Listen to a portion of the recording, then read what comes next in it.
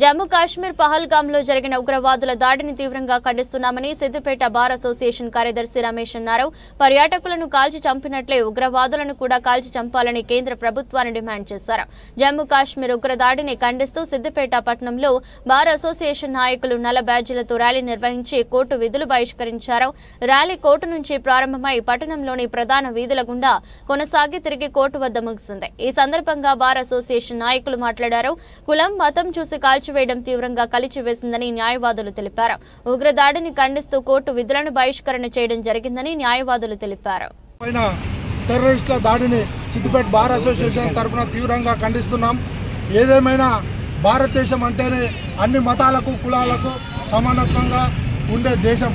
అటువంటి దేశంలో ఎక్కడో ఎవడో అనామకుడు వచ్చి మనల్ని మన ప్రజల్ని అమాయక ప్రజల్ని దాడి చేసి చంపడం అనేది తీవ్ర దిగ్భ్రాంతికరమైన విషయం.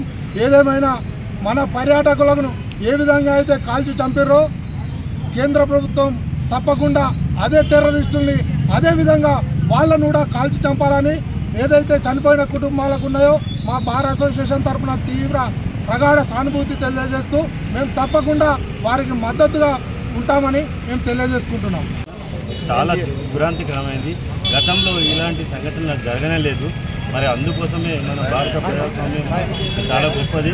మరి ఏదో ఇంకా మన భారతదేశాన్ని వాళ్ళు ఇంకా కూడా రెచ్చగొట్టుతూ మరి ఇంకా ఇబ్బందికరంగా ప్రవర్తిస్తుంటే మరి ఎవరైతే దానికి బాధ్యులైనటువంటి వాళ్ళు మిగలకుండా పోతారని చెప్పేసి మరి ఇటు విషయంలో వీరు కులాలను మతాలను అడ్డుపెట్టుకొని మరి అక్కడ మరి చంపిన విధానము భారతీయులను అందరినీ కూడా కలిసివేసింది.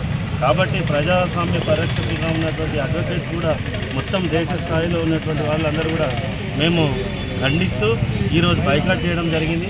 మరి దీని విషయంలో తీవ్రంగా స్పందించి ప్రజాస్వామ్యాన్ని కాపాడాలని చెప్పేసి ఎంతటి వారైనా కూడా మరి వదిలిపెట్టకూడదని చెప్పేసి దేశాన్ని టార్గెట్ చేస్తే ఇంకో దేశాన్ని మనకి ఎవరైతే అల్లరిముఖ ఈ శత్రుముఖలు పంపారో ఆ వాళ్ళను కూడా సర్వనాశనం చేయడానికి వెనుకబడి ఉందామని మరి భారతదేశం అంతా ఐకమత్యం ఉంటుందని ఈ కేంద్ర రాష్ట్ర ప్రభుత్వాలు కూడా మేము పూర్తి మద్దతు తెలియజేస్తూ మరి తీవ్రమైన చర్యలు తీసుకోవాలని చెప్పేసి భవిష్యత్తులో మళ్ళీ ఇలాంటి సంఘటనలు జరగకుండా చూడాలని చెప్పేసి మేము అందరం సామూహిక